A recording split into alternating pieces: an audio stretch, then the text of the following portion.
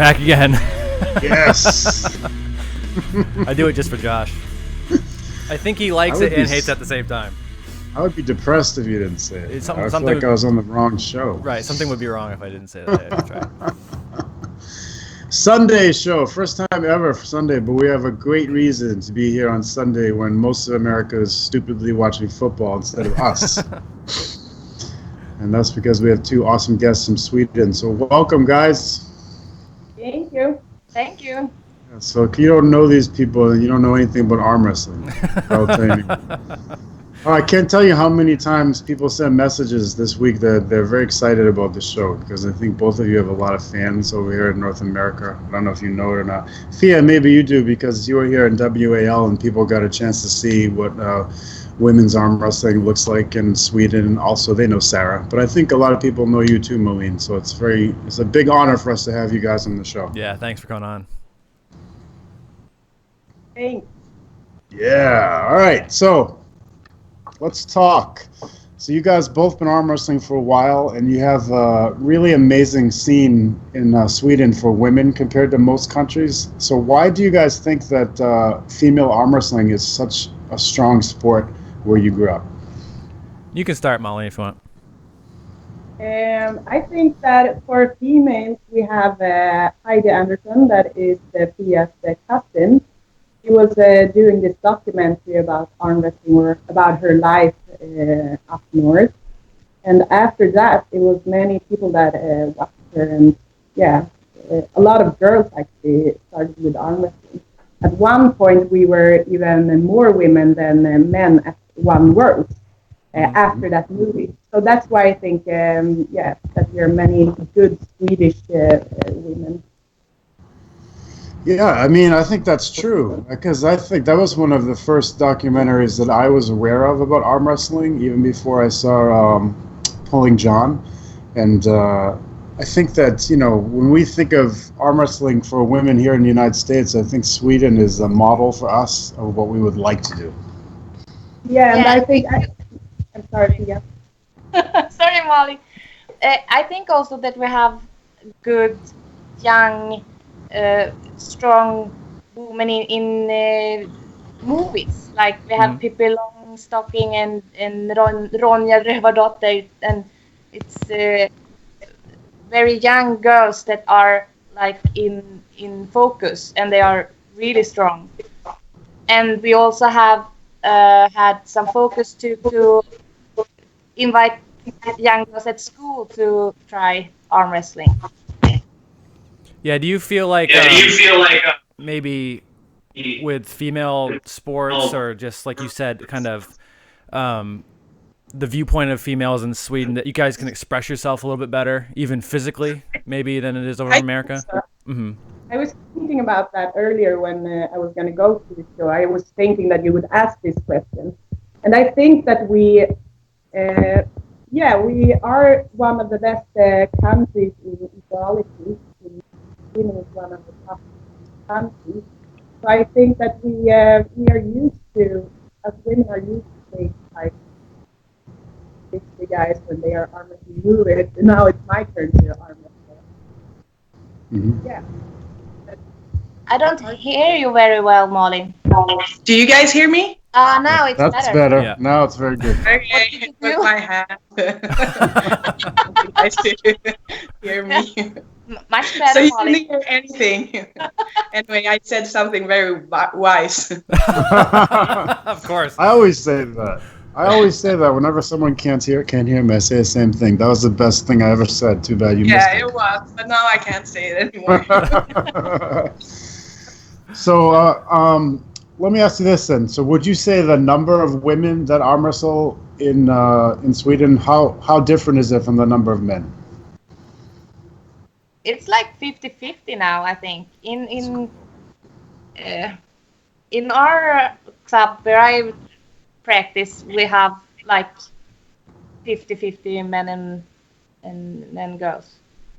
And I think also that we start in an early age. Mm-hmm. So now I have a lot of young girls, and they are very strong compared to the guys in the same age. And that, I think, is good to start with, because they are able to have a good practice with guys, and that's not very common. Yeah, for sure. So Rebecca Todd is watching right now. She said she had a long talk with you. She said she had a long talk with you in Germany, Malin. She said that you guys talked about this and that she felt that people in Sweden are much more proactive about setting up women's events and that there's more women promoters and that kinds of stuff. Do you think does that play a big role, do you think? I think so. And what we were talking about, it was like, in Sweden, we don't sit and wait for the men to do a competition for us. We do competitions on our own, or we come to the competitions that somebody is doing. We're not sitting waiting for somebody else to do it and complain about. I don't mean that people from the States complain about it, but we do. But sit and complain about that nobody's doing anything for women or doing any prize money for women. If you feel that way, then why don't you, as a woman, make a competition on your own? Heidi has done that many times, and now me and a guy, Mattias Sografos from Sweden, we're going to do a big competition here in Sweden. And I asked him if we could have like women's brought over from different countries. And he said, yeah, sure. Mm-hmm. So I think that, as women, we have to do things on our own too, not just sit and wait. And I feel that sometimes that is the problem, that people are waiting for somebody else to do something. And then when somebody does, they don't show up. That's true too. Yeah, it is true. And we, that's actually, that's a good point, because sometimes here, that's what we try to do. We say, okay, we'll add in some women's amateur classes like we usually do for men, and we'll do more weight classes, and then that's it. And we expect people to just show up, but we don't do, the advertising or try to get the word out or anything like that. We just add the classes, and still nobody comes because we didn't do work to support it. Yeah. All right. So usually we have many questions about training, and for you guys, it's the same thing. So, what do you think?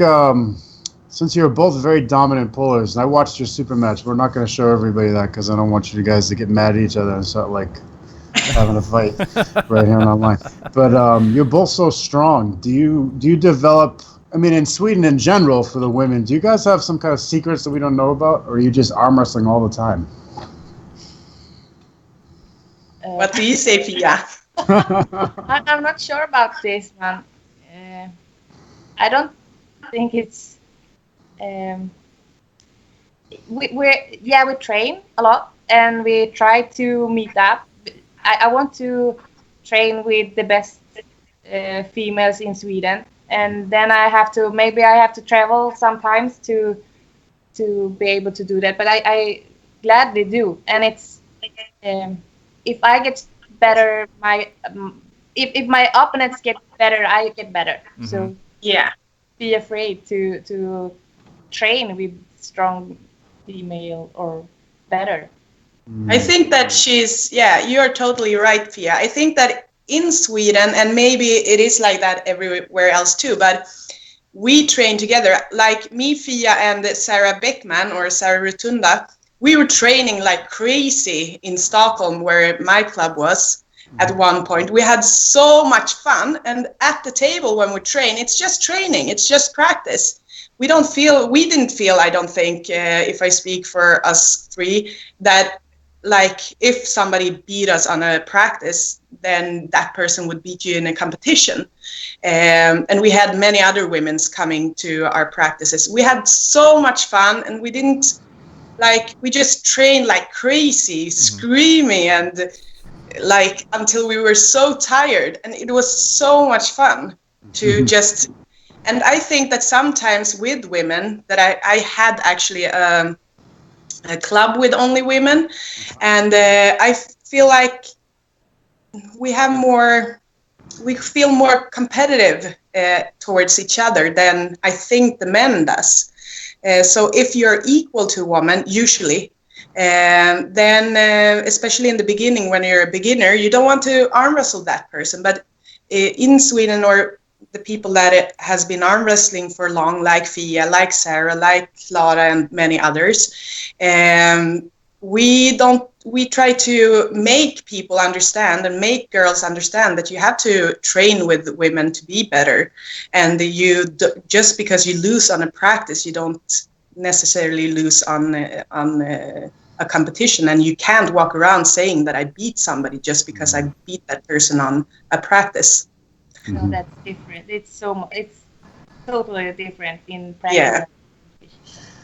You know, that's something that we talk about a lot on the show, actually, is that how, you know, the kind of practice that you have and the kind of people that you're able to train with makes such a huge difference in your ability as an arm wrestler. And if you have people that train the way you're talking about, where everybody just tries to enjoy it and learn, it makes a massive difference in your skill level. Yeah, and when you raise, you know, the competition level around you, even in training, you know, you are forced to get better. It's either you get better or you stay right where you are. And, you know, I tell my newer training partners that, you know, training is the place you want to look, quote unquote, stupid, right? You want to make mistakes in training so you don't make them on the competition. So everybody, if you're training correctly and you're really experimenting and you're trying to get better by expanding all the tools that you have in training, you're gonna take losses. It's not a big deal. That's what the whole point of it is. And not to mention the ability to really dig yourself out of a bad spot if you put yourself there in training. You know, that's very important too. You see a lot of people who are really great in one particular groove, but if they get taken out of that, they're kind of lost. Well, training is really great for that too, to get out of that little groove and then find out how to get back. So, you know, if you have people around you that can kind of put you there or explain to you how to get out of it, you know, the better the competition is all around, the better you have to become. Yeah, the training shouldn't be easy. Exactly. Yep. So here's a few questions for you piling up here, but before I get to, actually, let me ask this one, because Sarah is watching right now and she says she misses you guys and she loves you. Love and you're you, the best. Sarah. She says you guys are the best training partners of all time, and she is curious about. She thinks that both of you have gotten stronger after you had children, and so she's curious how you were able to combine serious training with being moms as well. You want to answer, Tia? I can start. I was privileged with very easy pregnancies. I have 2 boys, and while I was pregnant, I could train all the time. I trained like the day after the delivery, and and I don't really know if something changed or anything in your body, but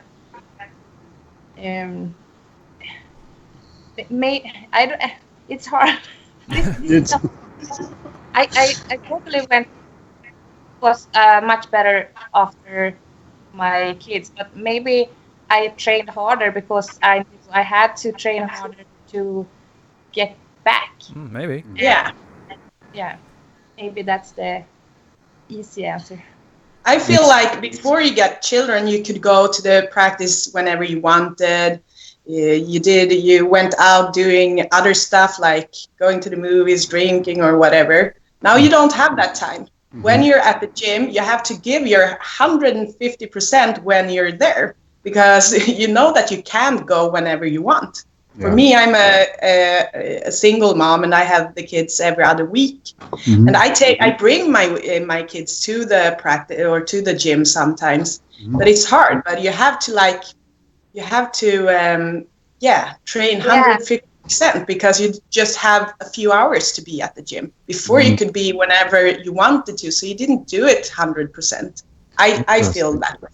I don't think that it's like the hormones or anything. I just think that I prioritize time differently. And I made it very easy for myself too, because when my kids were very young, babies, I could bring them to the gym, and I carried them around in the car seat. But then when they get older, they couldn't be in the gym with me. So I built my own very close to where I work. And then I made my I made it easy for myself. And in my gym, it's every kid can be there. They're welcome. I have to have my kids there. Yeah. I like it's that also idea. something that is important for me too, that at my arm wrestling club that I can bring my kids, or at my gym, the best gym in the world, Core Gym Club in Tungelsta. I have always been able to take my kids with me. It wouldn't work if I couldn't. Like some gyms doesn't allow kids to be there, but yeah, and also at my arm wrestling practices that I can bring my kids. It's important. That is very important, and yeah, it makes a huge difference in your ability. I love that point that you make, that when you have a kid, suddenly you don't have the same amount of free time as you used to, so it actually makes you focus more on the time that you do have. I think that's a pretty cool thing, and I think that it's a good way to look at it, because sometimes people say, I can't do things now because I have kids, but really, you can still do it.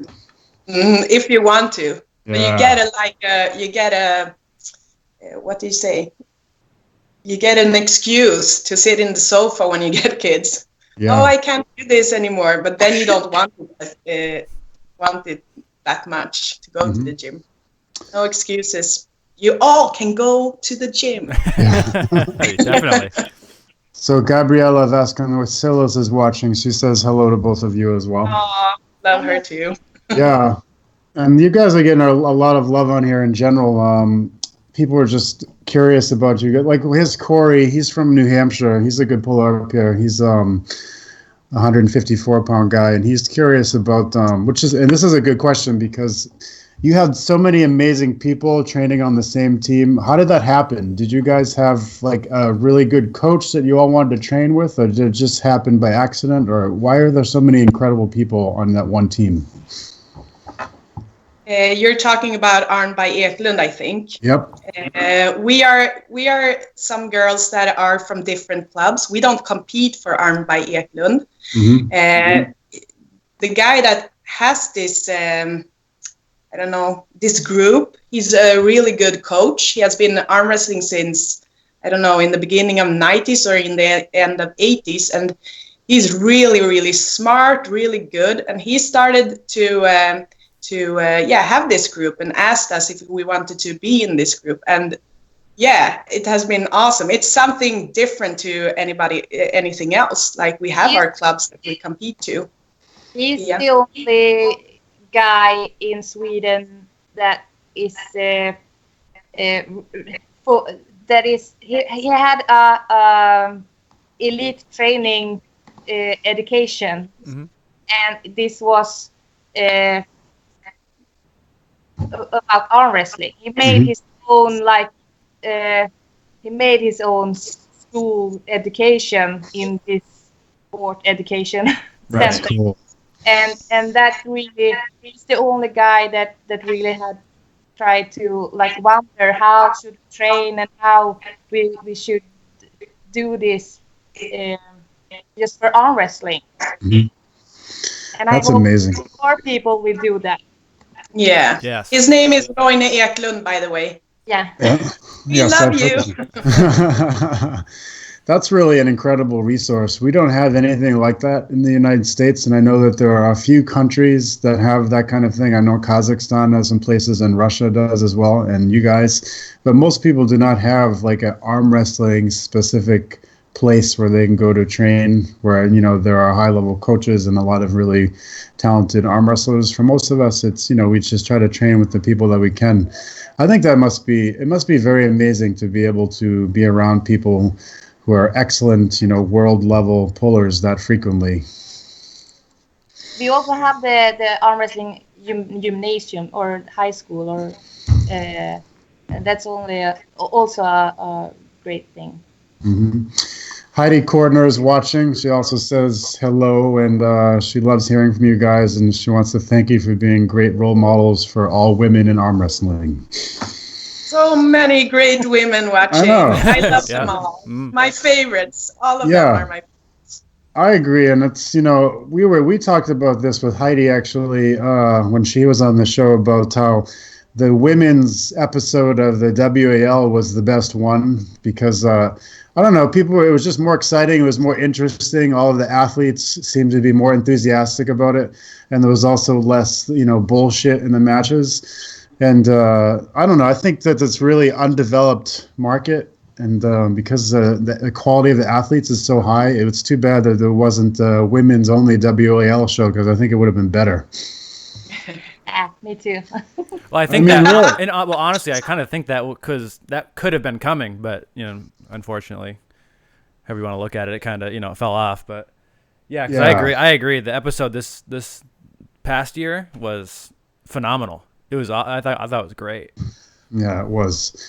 We were looking up videos for both of you guys because we like to watch videos of our guest arm wrestling and then have you guys talk about it. And we have some that we're going to watch. But the problem for both of you guys is all your matches are so fast. You just constantly smash people. So it's hard to find long fights for both of you. So my question is, and Fia, I think you're the only person who won WAL title and a WAF title in the same year. So my question for both of you guys, and maybe you can go first, Malin, is what are the challenges that you have for yourselves in the next year in arm wrestling? Oh, the next week I will go to Slotty Tour. I've never been. Nice. Awesome. Yeah, it would be awesome. I haven't trained that much after the Worlds. I mean, I have trained, but not that much. Mm-hmm.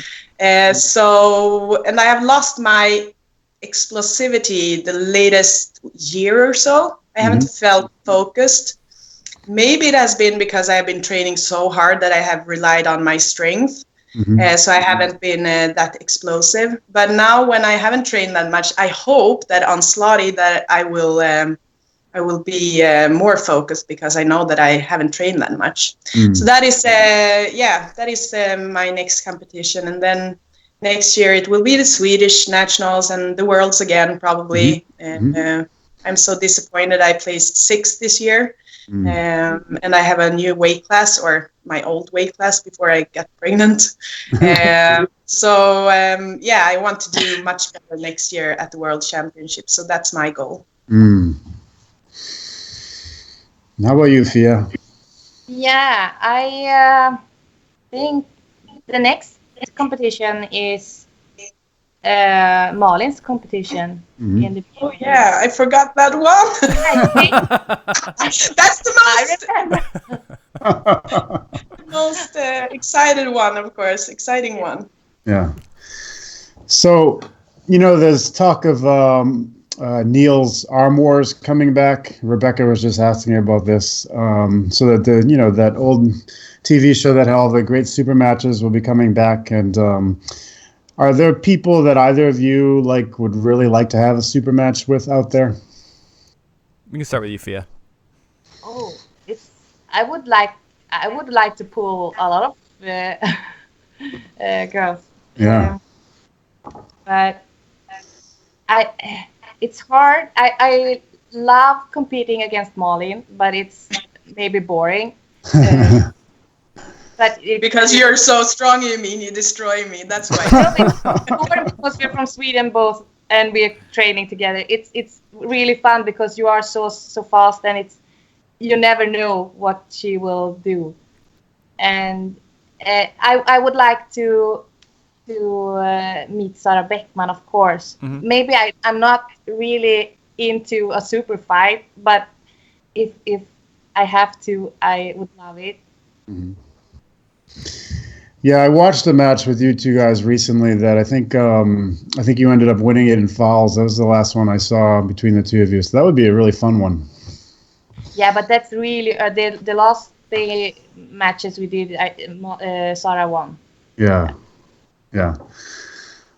I think that would be an amazing match. And I think that, Arm Wars coming back, I hope that they will start to focus on women's matches as much because I think they're just as much fun. And in some cases, they're more fun, like I said, because the enthusiasm, I think, is better.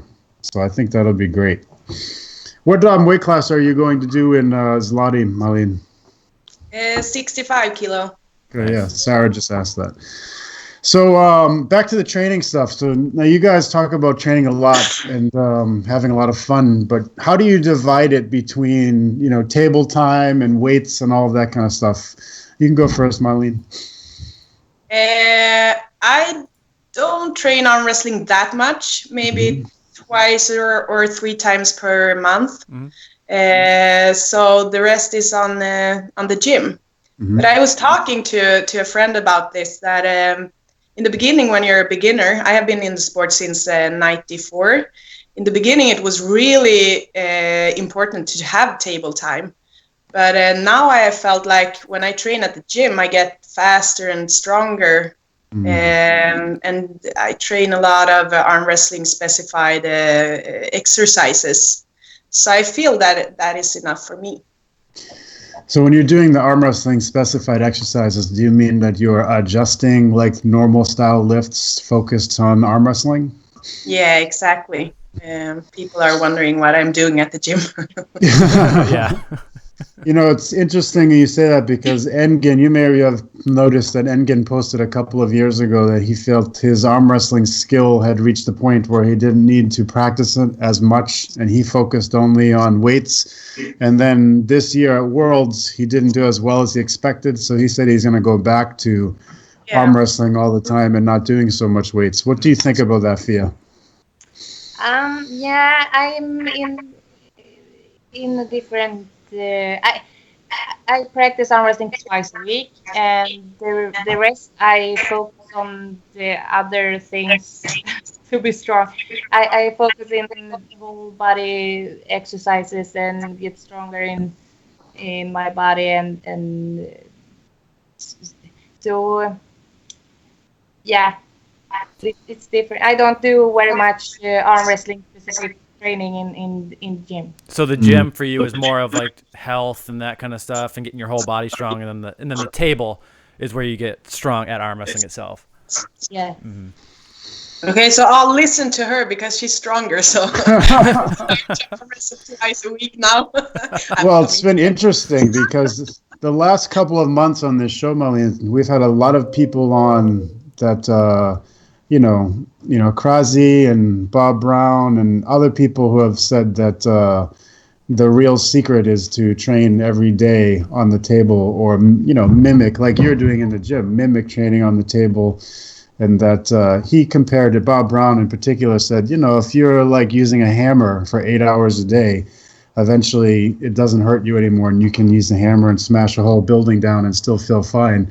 And so he thinks it's the same kind of thing with arm wrestling, that because it puts such a heavy amount of torque on our bodies, that practicing it slowly over a long period of time is the most important thing. So I will do it, and then next year at the World, Fia, you and me in the finals. That would be pretty cool. So, in Turkey, I hope we get to go to Turkey. Right now, the United States and Turkey are not getting along, so there's a visa problem, but hopefully it will be resolved by then because I want to go back too. But here's a question from Kriggy from Sweden Arm Wrestling. They're watching right now, so hello to those, to Kriggy in specific and everybody else. And the question is, it's about your tournament, Malin. And he wants to know, what do you think are going to be the most exciting matches, and if you guys have predictions about the round robin that you're both going to be in. First of all, it's not my competition. It's Matthias Sografos. I'm helping him with it, just so I don't take the honor from him. I don't know. The most interesting match, I think that Fia will win the whole thing. I think the most interesting match would be against Lucia Debranova against Brigitta Ivanfi. I think that match will be fun to watch. I think Brigitta will be in the toughest. I think she will win. The toughest, yeah. Interesting. That sounds like, is that going to be streamed live on the internet, I hope? We are not sure yet how we will do it. I hope so. All you need is a person with a phone. Now, with Facebook Live, it's very easy. I know. We will do, or Matthias will do a movie or a film of all the matches after the competition. But we are discussing if we're going to stream the competition live. Yeah, I love how that's the newest thing you hear over the last year is everybody talks about these tournaments, and then everybody's first question is it going to be streamed? I know, because now we're cool. used to it. It's like they're in Sweden, they're in Poland. It's okay, we can still watch it here. Yeah. It's great. Yeah, it is.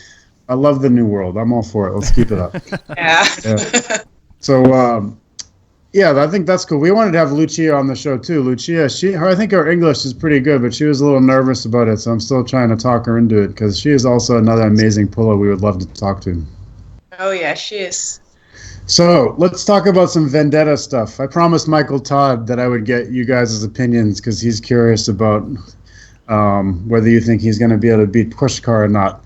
So let's start with that. Between Pushkar and Michael Todd, how do you see it going? Yeah. Sure. I think Malin can answer this question. I don't know.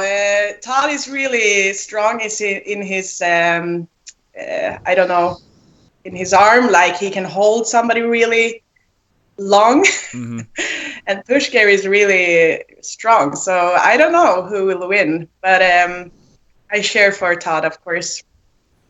Yeah, I think I feel pretty confident about this one because I don't like to, I think, when you bet against Michael Todd, you usually lose because people usually, they don't like his style or they don't like whatever.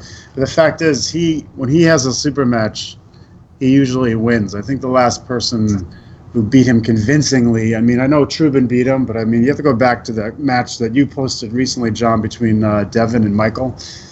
Normally, Michael gets the best of people because his endurance is better, and that's what I expect to happen. Yeah, that is what I think too. Like he will tire him out, and maybe Pushkar will be able to win a match or so in the beginning, but I think Todd will be the winner in the end. Yeah, it's very hard to deal with Todd over 6 rounds. That's for sure. Yeah. Yeah. One thing about this match that confuses me is that it's not for the title. So if Michael Todd beats Andrei Pushkar, Pushkar still keeps the title. To me, this is very bizarre. But why? Yeah.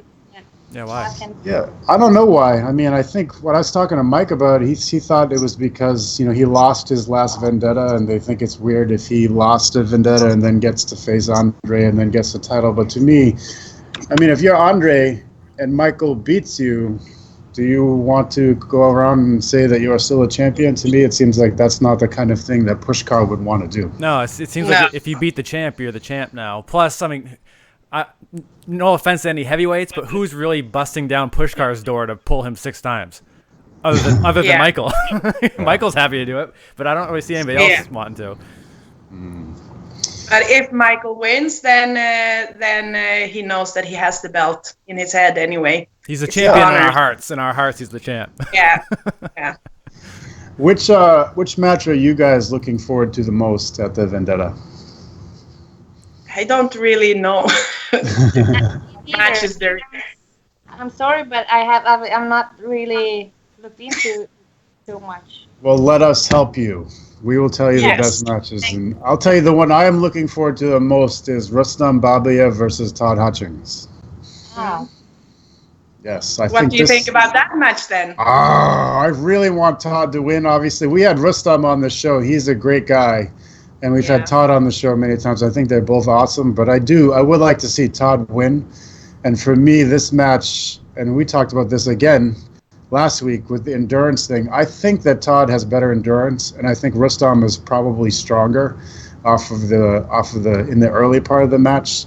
So for me, I can't predict this one. I don't know which way it's going to go, but I'm very, very excited to see it. Yeah, I think Todd. Well, I know Todd has better endurance. I know that their arm strength is probably similar. I will say that for sure, Rustam's more explosive and his hand is stronger. Now, if it goes to a hook, then that second part doesn't necessarily matter so much. I think Todd will win 4-2. That's what I think. But Rustam, obviously he's just incredible. So I think that's probably the closest one out of that matches up? So that's a tough one to predict. Yeah, it is a tough one to The predict. thing is, I think, like me and Fia, we are like, what? Who is pulling who? But maybe it is because we watch women arm wrestling so much. And that's maybe different too. Like when we were talking about, women and men's arm wrestling, that as women, we look at women's arm wrestlers or when they compete and stuff like that. And when, of course, we watch the men's too and the people that we know. But for us, like, we have the idols in the women's classes. Yeah, that makes sense. It's just funny that we both were like... Yeah, that is funny. It is funny. All right, let me ask you this question then, because we talk about this with people about Zlati Tour a lot. What do you guys think about, say the difference between WAF, which is a tested event, so you would assume that there's at least less use of steroids or people are not using them to the same extent, versus Zlati, which currently is not tested, or other, big money tournaments where they don't test anybody. Is the steroid issue something that you feel is a big problem in women's arm wrestling? Not so much. I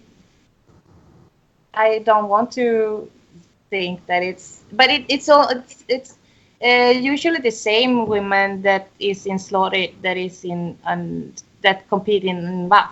True. So that's good. Mm-hmm. Yeah, I think that's a good sign too. I agree with that. What about you, Malin? Yeah, I mean, overall, I think, of course, it's an issue. Me and Fia are both against doping, and there has been women also been tested positive at the Worlds. Sure. Yes. But I agree with Fia. I don't think it's that big in the women's classes as it is in the men's classes. And there, I think you can see the difference between Slotty and the WAF, WAF. Yeah, with the guys, Yeah, so, but with women's, it's the same women, I think, competing at Slotty as WAF. That's a good point, and I think that is true. Like, the names for the men's classes are very different at WAF and at Zlati, for example, or Nemirov, but the women, it's very similar. That's a good point. I hadn't thought of that. Yeah, and, one of the only, I think actually either the only positive test or one of the two positive tests at the Europeans was a woman, and it was actually a junior girl. I think she was under 21 who tested positive for PEDs. And to me, that's a scary thing when you think that people are giving them to kids who are, not even done growing yet. To me, that's a scary subject. Yeah, it really is. But I like that, maybe it's not as much of a problem in women's arm wrestling. And to me, I think it's a big problem. And I feel like it takes away from the professionalism of our sport. And I think if many athletes who we see now, and John has made this point, he thinks the best arm wrestlers are still going to be the best arm wrestlers. So it would be nice if people knew they could compete on an even playing field and nobody felt that they had to use to succeed. Yeah. But right now it's tough. That's why I think that WAF, because it's no prize money or anything. So I think, especially for women, but I think that more people are clean there than other money competitions. So that's good. But I think that the people that are tested positive at the WAF maybe gets more benefits from their home country, like houses or money from the government. Mm-hmm. So for them, it's worth the risk. For us that only are doing it for fun, like we don't get any money or we lose money going usually if you don't have a sponsor. I think still it's really good that we don't have that in Sweden. I don't think we haven't had one single one tested positive. Right, Fia? No, I don't think so. That's a nice record to have. For it is sure. a great record to have. All right, let me get a few more of these questions in. Rebecca's killing it with the questions. She's a lot of great ones. She wants to know, Fia, did you pull Yekaterina from Kazakhstan at Worlds? And how do you think Malin will do against her if they end up facing each other at Slutty? Yeah, I met her. I think Malin will win. Of course. You're just nice. I'm honored. Who do you think is going to be like a tough match for her over in Slutty? I don't really know who's gonna be there, but I think Malin and Felicia will be a great match to watch, and I think they will be in the top. But Felicia will not be in my weight class. Okay. Huh? Okay. She's a plus. Okay. Oh, sorry, I did not know. Then you will not compete against her. That's smart now, Fia. Haven't you noticed? Who is your opponent? I don't know. I think I know that Lucia will come. We haven't pulled against each other. In 65. Yeah. Yeah. We didn't meet in my right arm at the Worlds. I think she placed after me for like 7th or something. But we never met, so that will be a fun match for me. Yeah. She beat me when we had the competition in Sweden when I hadn't competed for 3 years or so, down in Gothenburg, Fia.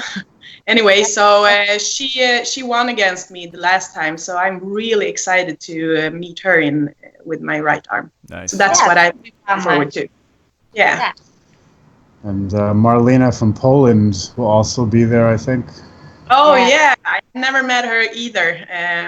I think she was injured at the Worlds. She usually go in the senior too. So I hope she will come. I would love to. She's a sweet arm wrestler too. Really friendly, and I love her. She's really strong, and I think she has more endurance than I do. I think that I'm more explosive, so that would be a fun match if she's coming. Well, I'm going to be watching it from Washington, D.C. I'm going down to visit my mom, but I told her I have to take a break for several hours so I can watch the tournament. So. Perfect. It will be 3 in the morning when it's on. Yeah. My mom would be good if she started. She's 70, but if she started to arm wrestle, I think she would be tough. You know? Oh, cool. So, yeah, maybe one day I'll try to talk. She's still, she's another 10 or 20 years, so she still has time to pick up a new sport. So, all right, John, let me give you a warning. Let's watch some of these videos, and while you're going to cue those up so we can embarrass these guys with their success. Okay. There was a question earlier that one of you, I don't remember which one of you just said it, but someone asked earlier what kind of governmental support you guys get as arm wrestlers, and it sounds like maybe nothing like we have in the United States, but is there any support for women's or men's arm wrestling from the government in Sweden? Absolutely nothing. Well, that's that. They don't even know arm wrestling exists, I think. That's too bad. We understand. Yeah, we understand, believe me. No.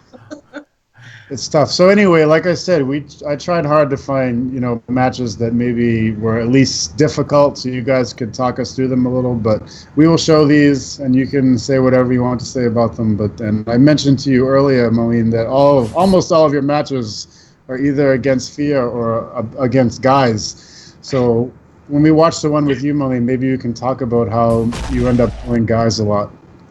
But let's see, which one are we watching first here? We got Fia first. SATV in the house. Everybody loves this channel. Oh yeah, this is a good match.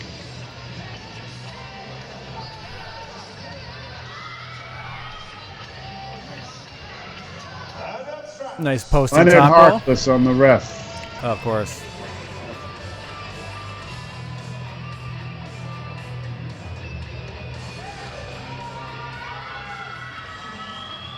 Can you see anything, Fia? Yeah, I can see it.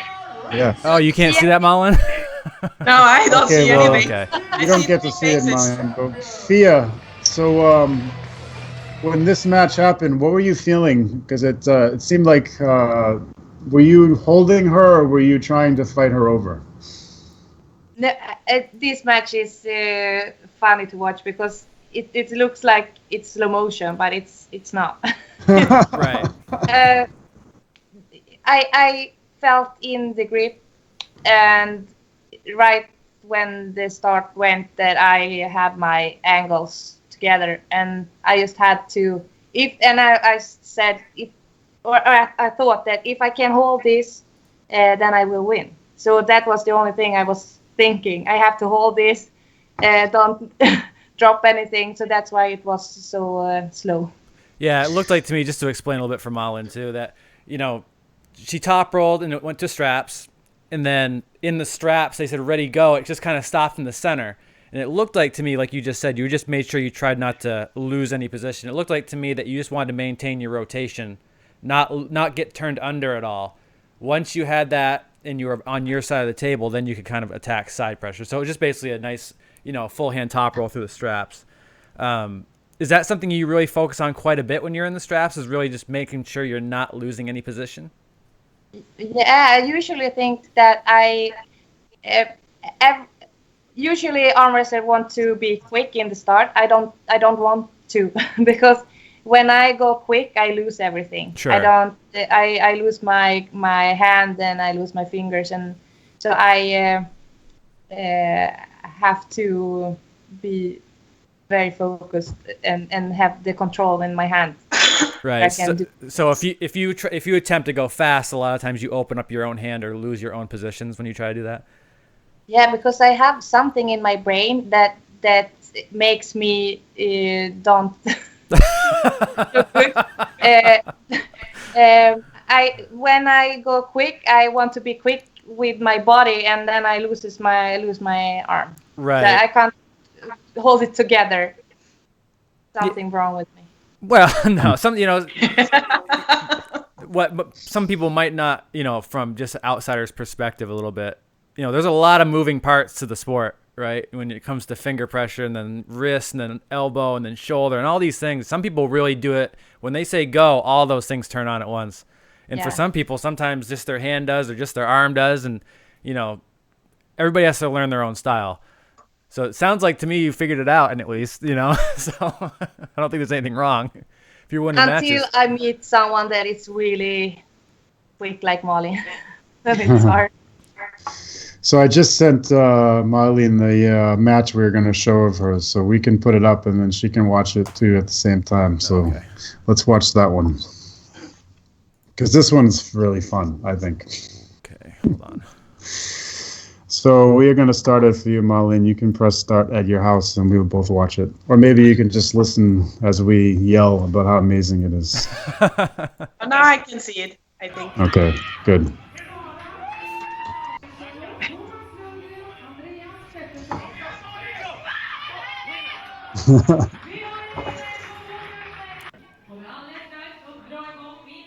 You definitely are very explosive, that's for sure. Yeah. Yes, or I was. So tell us, why were you pulling these guys? Well, at that competition, I didn't have that many women in my weight class, so I went into the men's class. I think it's minus 65 or so. Mm-hmm. We were 14 guys, I was a girl, of course. And this match is really fun, I think. I will tell you about that.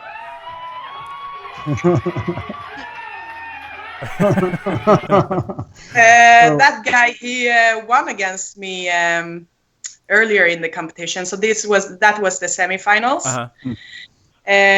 He's really good in Sweden, this guy. And I was psyching him off before that. I said, "Oh, did you see that I won against all these other guys? I'm going to be as fast against you." And I was teasing him. We know each other for so long. Sure. And he got I think that, I don't know. I think that I got him mentally more than he's much stronger. He was much stronger than me, but I was just lucky. Yeah, there was one point in there where he caught you in a hook and kind of stopped you there. Exactly. Yeah. And he did that earlier on in that competition too. Sure. But that was the best competition I have ever been to because it was 14 guys, and it was from Norway, Finland, Sweden, Denmark, some of the best in minus 65 kilos back then. And the only one who won against me is my coach, Roine Eklund. So he placed first and I placed second. So that was very impressive. My proudest moment. So how did the guys respond to losing to you in general? I think that, well, I was teasing him a lot on the internet after, just for a joke. He didn't answer, so I think that Daniel was a little bit upset. But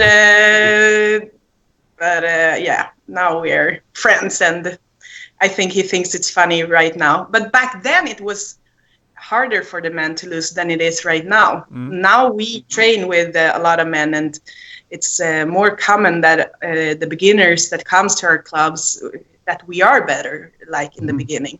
So people are more, or men are more used to it. And I still compete at the men's classes sometimes.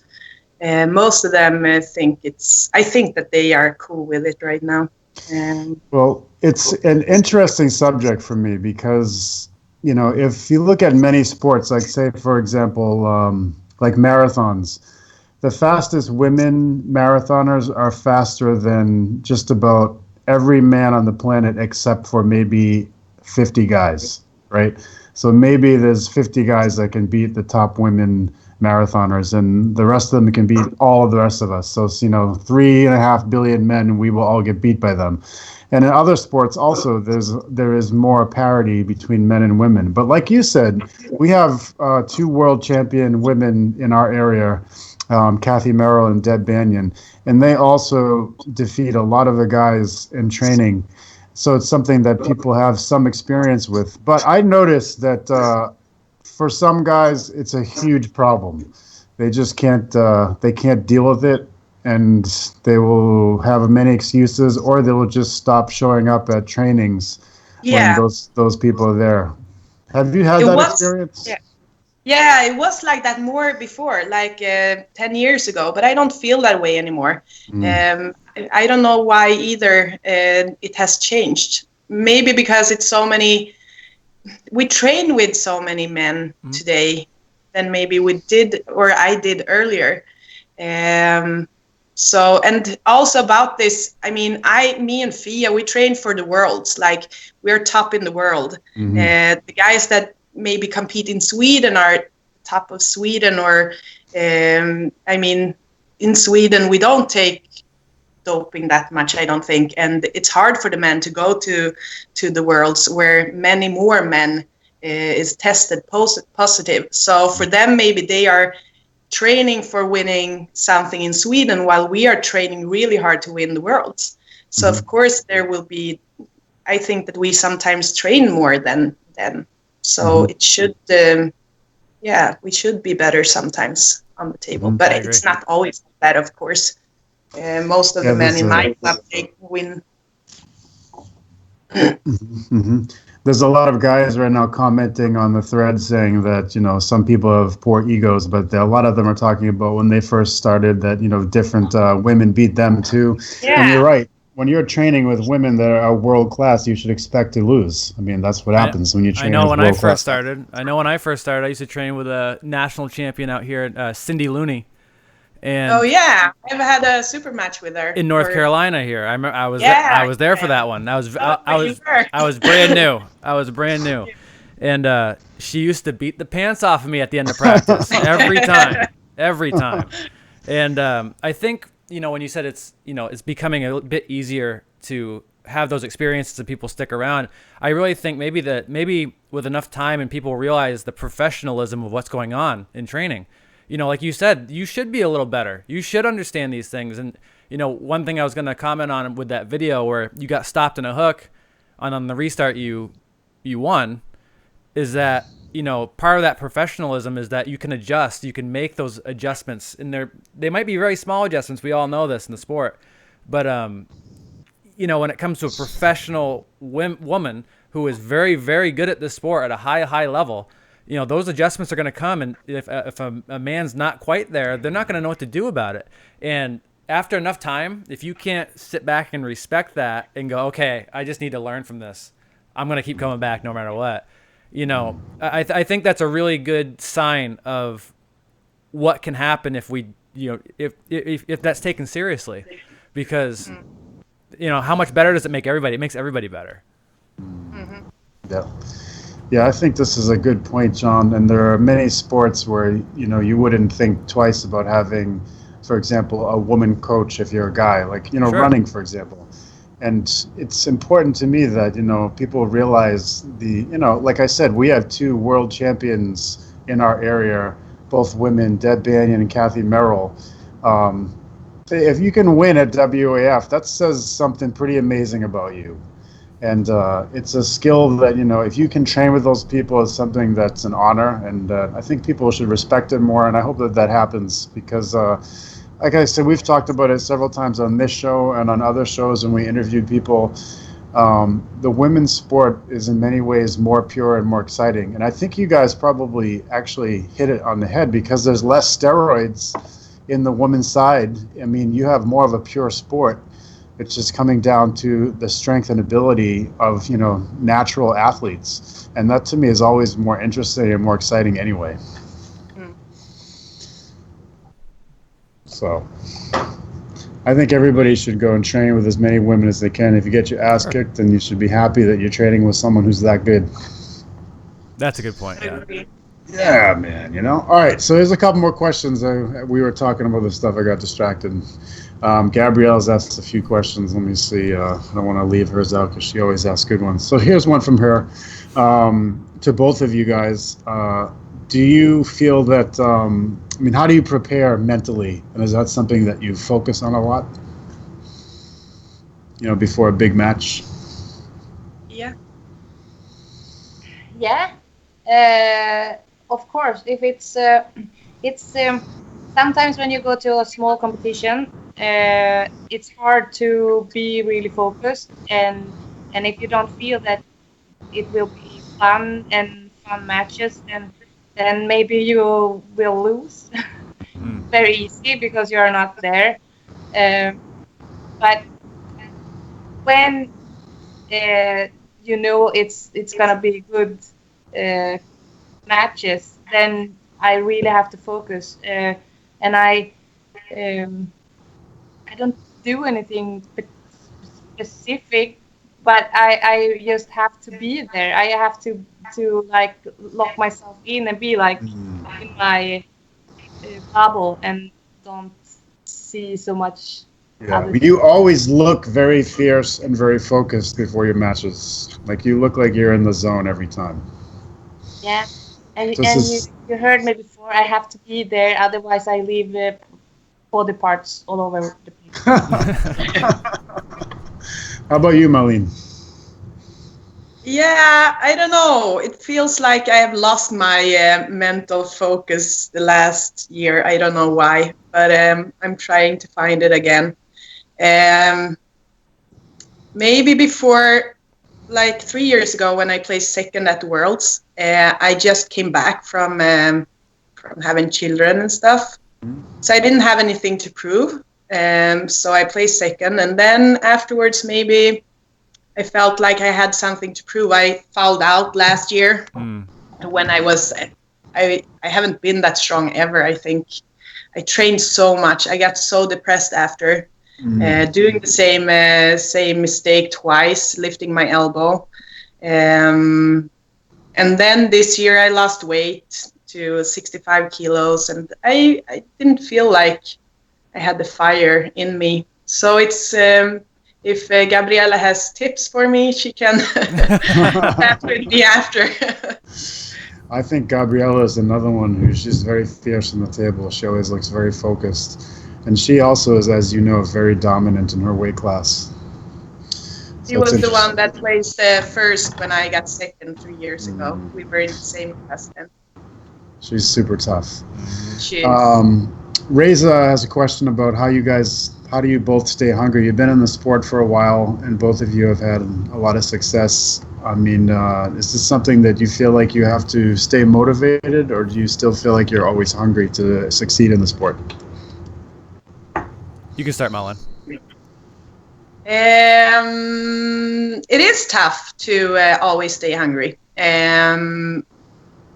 But at the same time, this is so much fun. I have much more to give, and it's more women out there. And I mean, I have Fia. I mean, in Sweden, we I think that we chase each other sometimes, and we actually met up one time. We said, okay, can we go to this competition? And just for us to have a practice to start against each other. It was the Golden Arm this year, earlier this year. So I have her, and I have strong women around me that I have to stay focused so that nobody, gets to be better, even if he is, and there is other that sometimes beats me in fouls. But just in fouls, just so you know. I'm just joking. They are strong. So that's how I stay focused. Like, I have good opponents in Sweden that I train with and that I want to chase and beat. Mm-hmm. Yeah, it's pretty easy to stay motivated if there's good competition, right? No. How about you, Fia? Yeah, I agree. But at most, it's just fun. It's really fun. I don't want to stop with, as long as I can be not hurt, or I can train, or nothing happens. I want to compete because it's so much fun. All right.